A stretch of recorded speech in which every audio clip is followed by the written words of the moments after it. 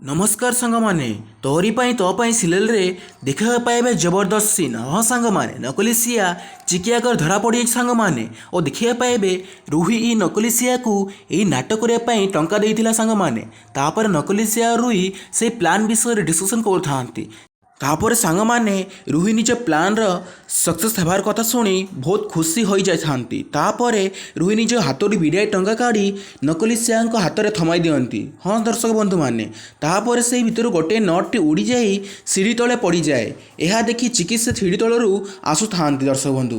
तापर से समय चिकी से नट को देखी नियंती और से सन्देह करती दर्शक बंधु। तापर नकलसिया निजर एक्टिंग धमाकेदार स्टाइल रे आरंभ करती और चिकी कहती देख ना दीदी रुही मते पैसार लोभ देखाई निज आड़ को करने चाहती। कौन लगुच दर्शक बंधु कौन नकलसिया धरा पड़ घर लोक आगे जदि येस ता कमेंट माध्यम ए लिखंतु।